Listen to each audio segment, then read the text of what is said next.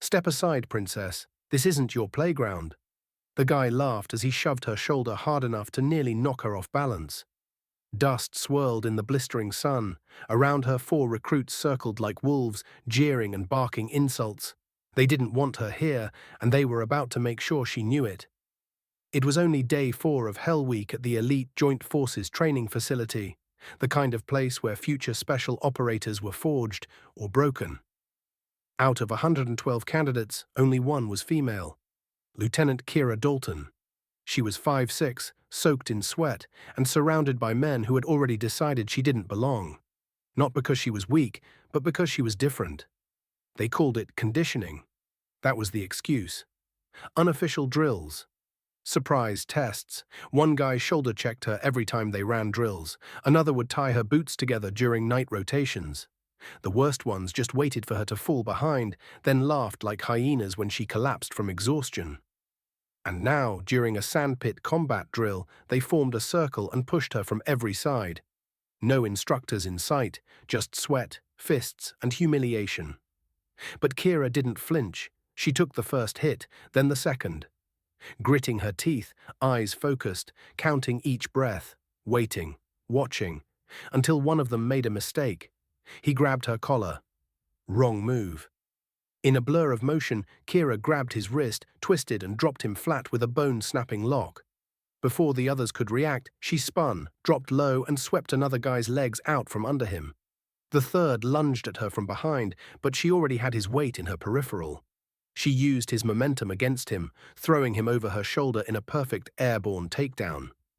Every man stood frozen, one still groaning in the sand, the rest stunned by what they'd just seen. They thought she was just a fit recruit who'd slipped into the program because of some diversity policy.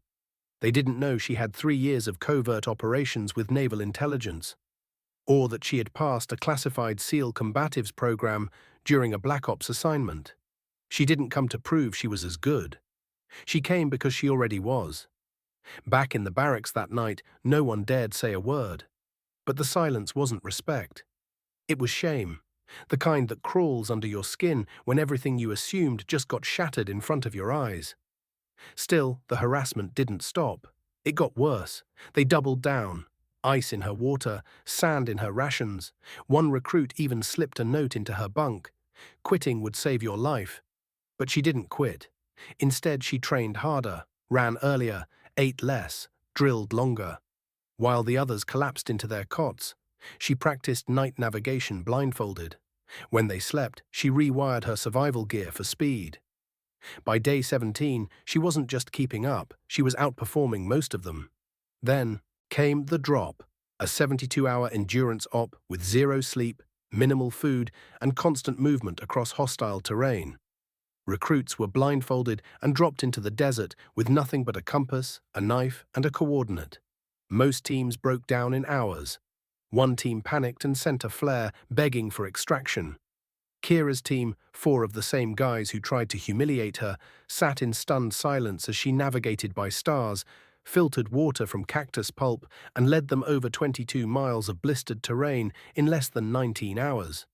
They didn't speak a word on the way back. But when they returned to base and dropped their gear, one of them, the same guy who shoved her in the sandpit, walked over, extended his hand and said quietly, "Mom?" It wasn't a joke. It was the first time he saw her for who she was. By the final test, a simulated extraction under live fire conditions, Kira had become the quiet leader of the entire class.